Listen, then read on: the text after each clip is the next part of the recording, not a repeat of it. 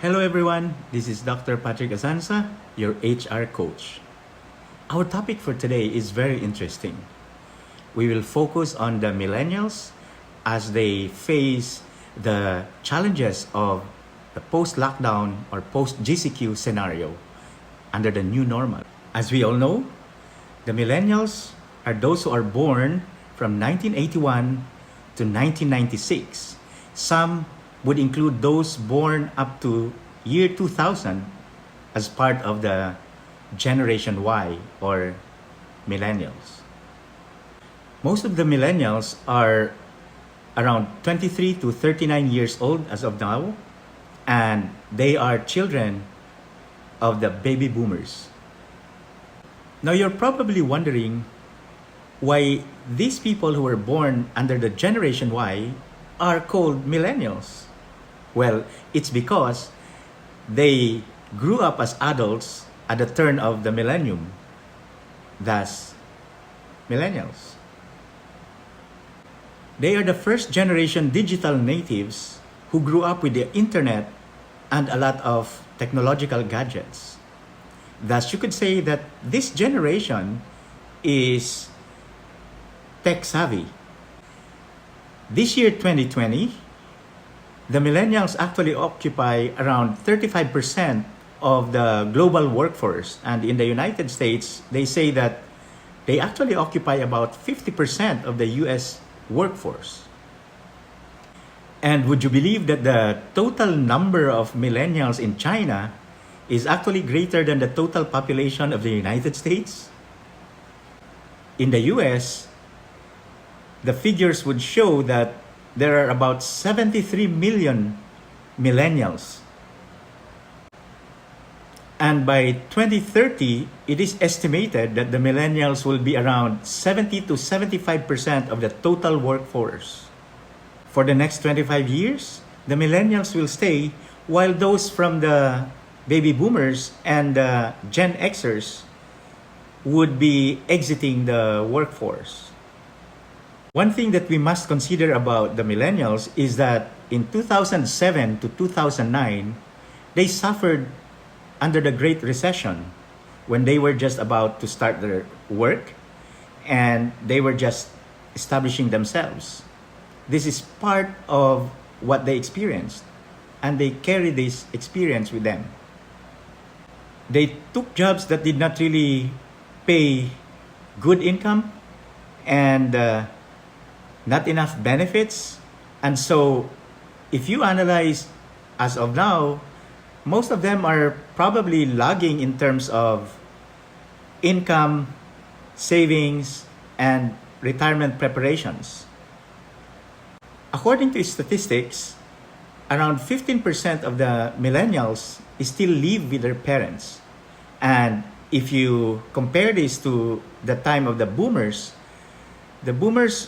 were at about 8%, while the Gen Xers were at about 9%. So it's more or less almost double the rate of the boomers and the Gen Xers. It is observed that millennials have low level of accumulated wealth, so most of them start having families late. And understandably so, because some of them are still actually paying for their college loans. Unfortunately, while they have not yet fully recovered from the Great Recession of 2007 to 2009, here comes the pandemic. Just as the millennials are about to scale up and prepare to have a family, maybe buy a house, or prepare for retirement, the COVID-19 has again knocked them down. And so this will be our topic for today. How do we exactly deal with the millennials as we face the post-lockdown, post-GCQ scenario under a new normal? And with most of our workforce belonging to the Generation Y or the millennials. Or put another way, as HR managers, or as part of management, how do we deal with opening or reopening of businesses with mostly the millennials in our midst as we face the post-lockdown scenario? First, let us analyze how the millennials were acting during pre-COVID time in the workplace. We would recall that there are even some quarters who refer to them as entitled or feeling entitled, disloyal job hoppers, or to the extreme would even refer to them as lazy, dependent on parents, which on my part, I would say that these are misconceptions or myths about the millennials. Things that are perceived because of a lack of understanding of who the millennials really are.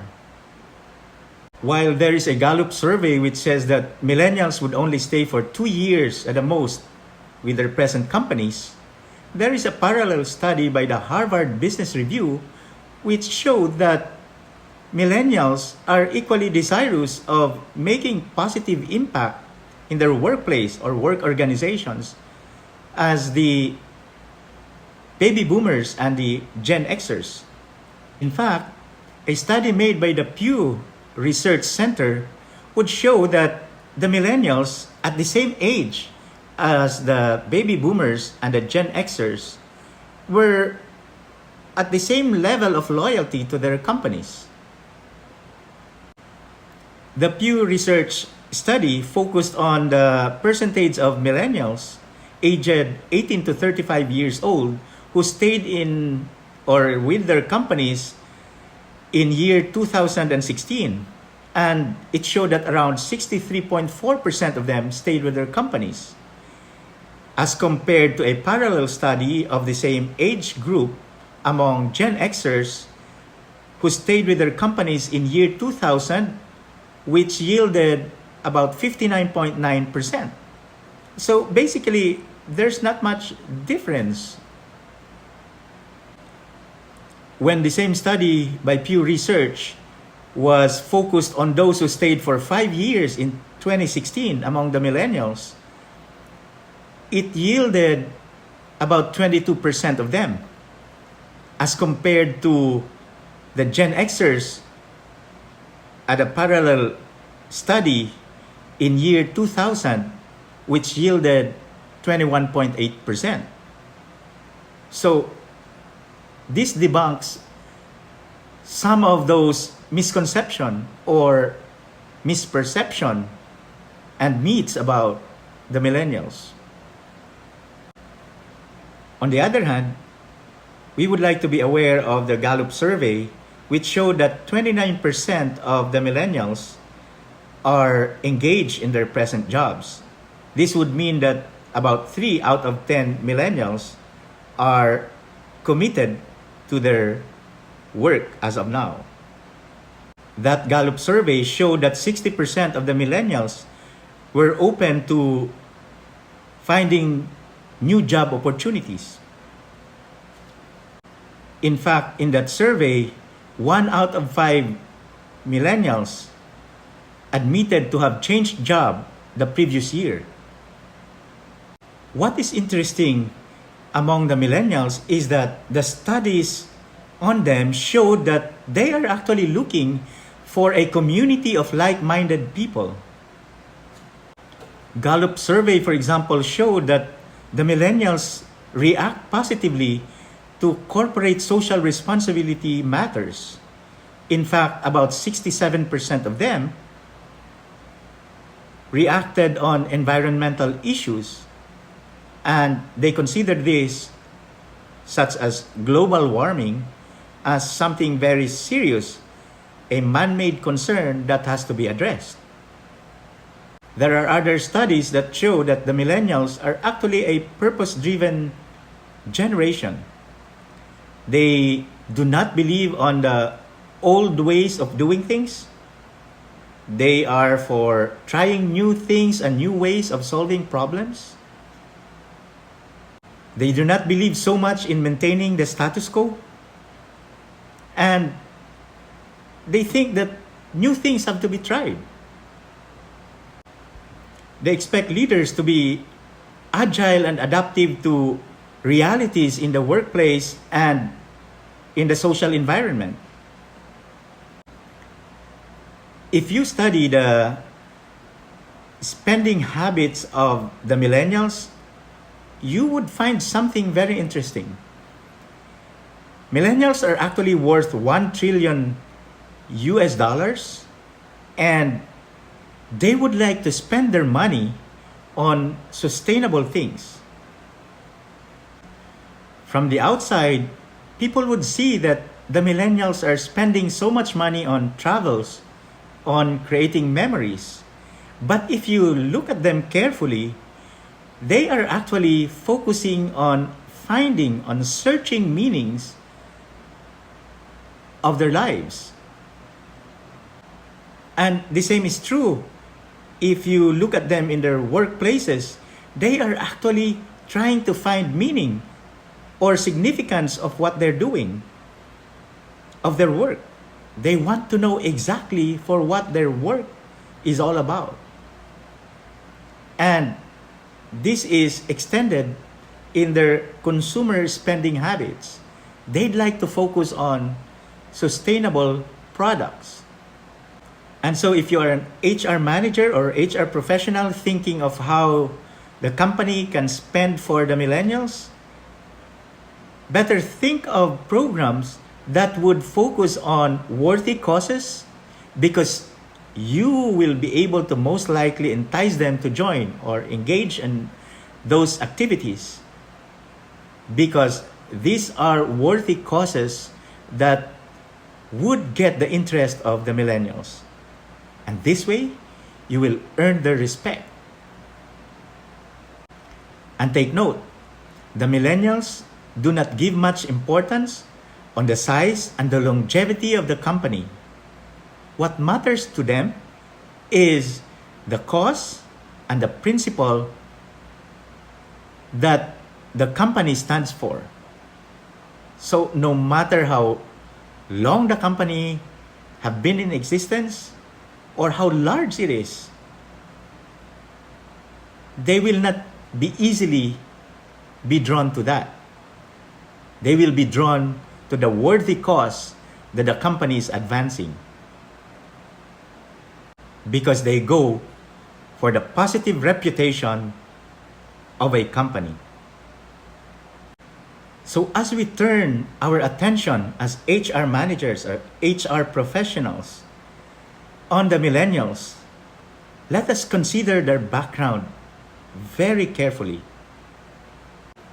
And if we are recruiters, then we must know very carefully and very well the millennial workers. Understanding the socioeconomic background in which the millennials were born and grew up would matter a lot. This would allow you to remember that somehow they took a hit, and this could have affected their self-esteem, their upbringing, and even their relationship with their parents. They were born to the Boomers. They experienced the Great Recession of 2007 to 2009, and now they experienced the COVID-19 pandemic. These would have great impact on their outlook, on the way they look at jobs, on how they value work, and how they value life. Jennifer Deal, in her book, What Millennials Want from Work, had some interesting things to share. Deal shared 5 important observations among the millennials. And first, she said that millennials are entitled and hardworking. At work, generally they want to have a say and want to share their ideas. They resist repetitive and boring tasks. They want to have life outside work. In short, they want work-life balance. They want to fulfill with flexibility work demands as well as personal needs. And while they may act as if they are entitled, they are not lazy. When they go home, they actually think about their jobs because they want to be able to contribute. They want to prove their self-worth in the organization. They want to find meaning in being part of the company. The second observation that Jennifer Deal made about the millennials is that they are needy and independent.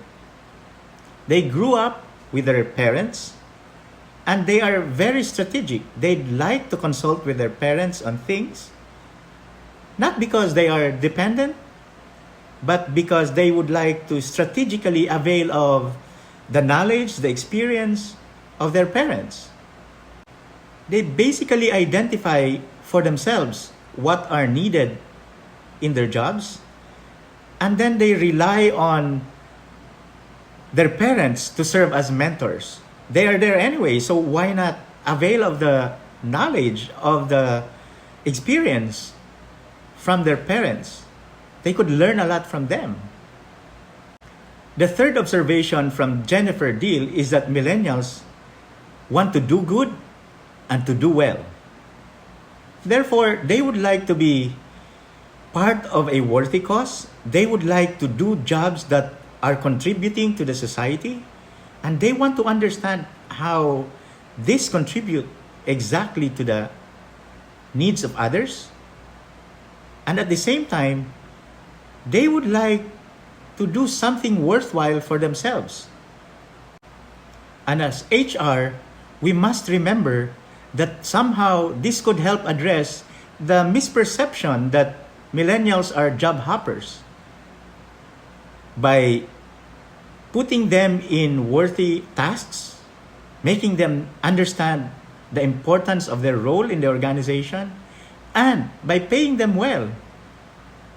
Then you could be able to keep them.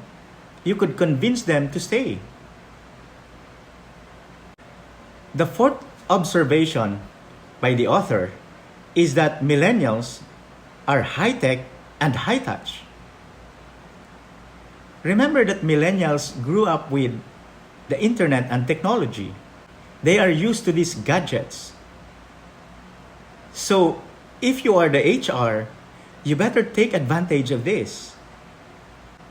The company must be able to leverage on this tech savviness of the millennials, and they can ask for suggestions from them as to what technology is best suited to solve a certain work problem. And while the millennials are attached to their gadgets, as earlier discussed, they go for like-minded people. They want a community of like-minded people. And as HR, we must be able to realize that this can be a tool for engagement, for retention. We can keep the millennials together if we successfully form a community of like-minded people right within the company. It's like forming the company's own basketball team with millennials of different talents together in that team and focusing on a certain business objective. So as HR, we must be able to do this. We must be able to establish a community of like-minded people, let them discover friendships within the organization, and have that open communication so that they can communicate with each other and establish relationships, working relationships, positive working relationships, and the sharing of talents. This is something that the millennials are drawn to. As HR managers, we must consider this as one best way of keeping them and engaging the millennials in their work within the company. The last observation by author Jennifer Deal is that the millennials are committed, but they are leaving. And so something has to be done. And how can we address this? Jennifer Deal said that we can provide good management. By this she means an open communication, allowing the millennials to participate and share their ideas, and avoiding office politics, something that the millennials abhor. As HR managers, we can focus on people development, not just in terms of increasing salaries or pay, but in terms of providing opportunities to take on new responsibilities to millennials and new experiences so that they may grow in terms of their career. And part of the development of the potentials of the millennials is being trusted. Allow them to take on responsibilities where they would feel that management trusts their abilities and their decision making. So now that we are gradually going back to the work site, and as we welcome back, as we reboard our millennial workers, how do we exactly deal with them now in this post-lockdown, post-GCQ scenario? Under the new normal, I could think of 5 strategies for HR managers or professionals to be able to entice the millennials to stay with the company and for them to become engaged and strategically productive in this post-lockdown or post-GCQ work scenario. My first suggestion is for us HR managers to become accessible and approachable. Let's maintain an open door policy. Let's discuss with the millennials what they need at work. In this post-lockdown scenario, let us consult them. Let us get their ideas. Let them share ideas as to how we can address the challenges in this COVID scenario. Let the millennials have the freedom to voice out their thoughts, their complaints, their aspirations, everything. Just everything that they'd like to share. Let's listen. And mind you, you will be pleasantly surprised because they have a wealth of ideas on how to improve work delivery and the work environment. The next suggestion is provide them with the necessary resources to thrive. Nothing frustrates a millennial other than the fact that he or she does not have the necessary tools or implement to do his or her job. Provide training and provide them the equipment so that they will be able to function well. Take advantage of their being tech savvies. Millennials will always find a creative means to solve work problems using advanced technologies. Listen. Allow them to share and allow them to contribute. The third is that as HR managers, we must be able to allow the millennials to grow and improve on the job. They may commit mistakes from time to time, but we must be there to give feedback. We must be there to guide them. And on the technical aspect of their jobs, let them learn at work. Their operations managers, their team leads should be able to help them. Job shadowing is one important strategy. Mentoring is another. We can share relevant content to them. For example, if they are in IT, we could share information or learning materials about artificial intelligence or coding or the latest in terms of technology. They like this. They are the types of people who want to learn more, and they will appreciate this. And as we see them prepared, then gradually let us entrust them with bigger tasks, bigger roles, things that they would appreciate because they know that you are giving them learning opportunities.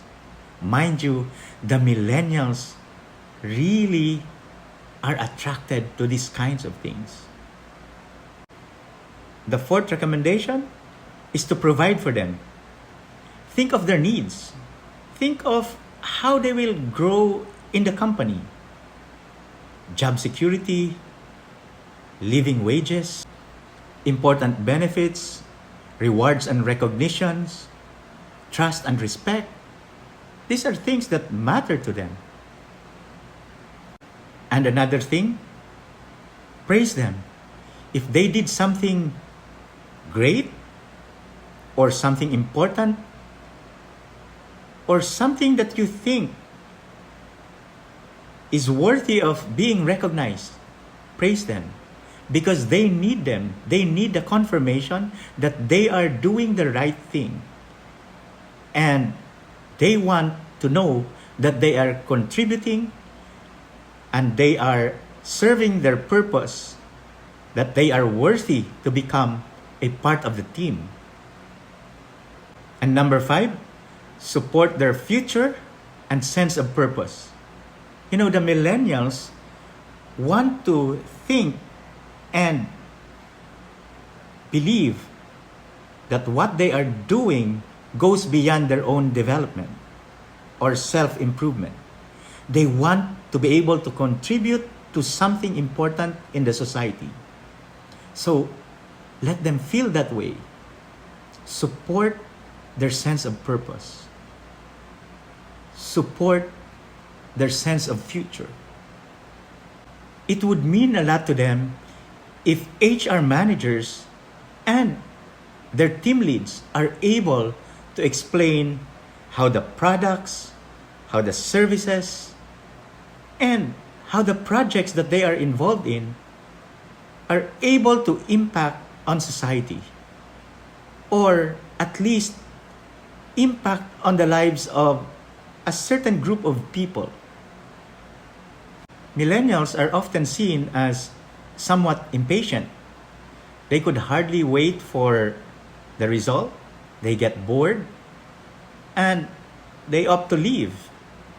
And to a certain extent, you may not be able to fault them.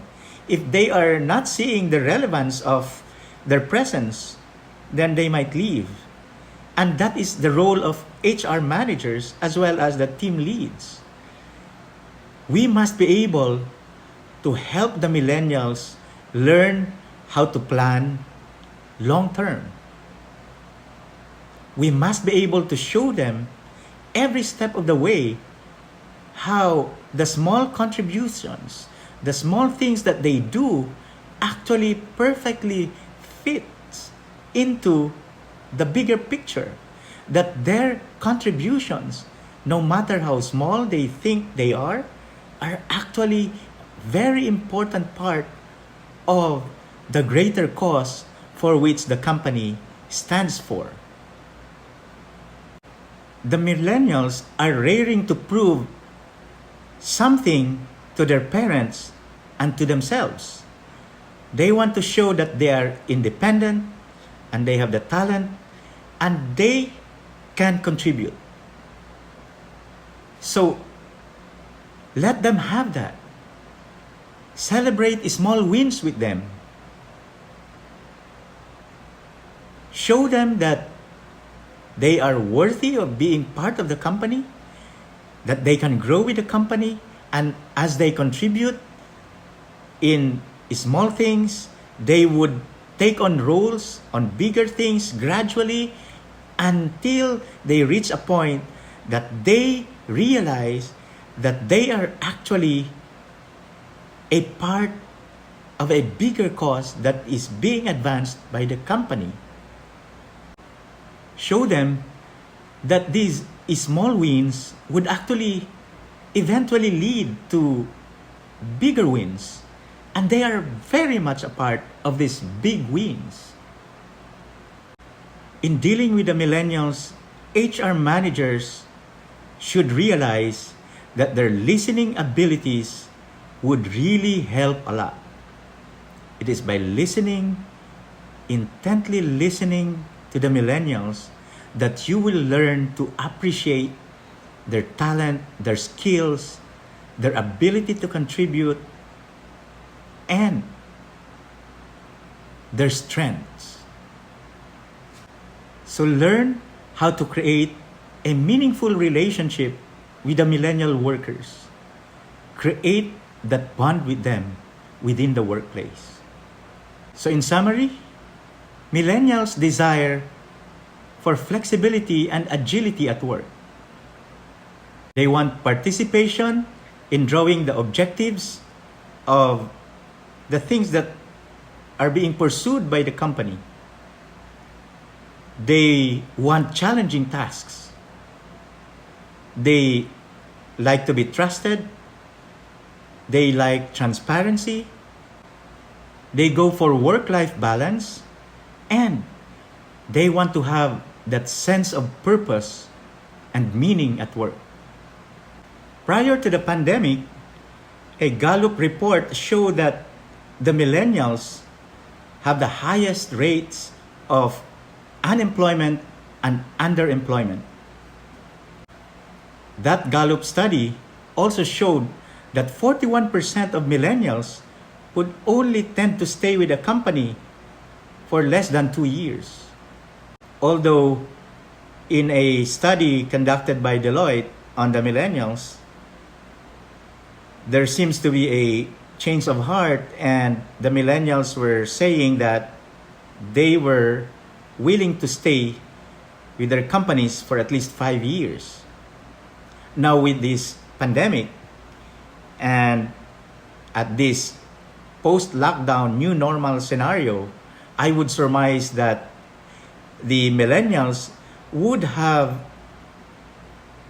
a different type of attitude towards staying with a company in which they find purpose and meaning. They might decide to stay longer beyond 5 years this time if they really see that the company is able to address their concerns. So this is a challenge for HR managers, and we must be able to address the concerns of the millennials at work. Maybe it would help the HR managers and the team leads to realize that 87% of the surveyed millennials confirmed that for them, career growth and professional development are important considerations for them in a job. And that in a survey conducted by College Feed, 80% of the millennials answered that they are looking for people and culture fit in their employers. So there you have it. Those are my recommendations on how to deal with millennial workforce as we welcome them back to the work environment on site in this post-lockdown, post-GCQ scenario under the new normal.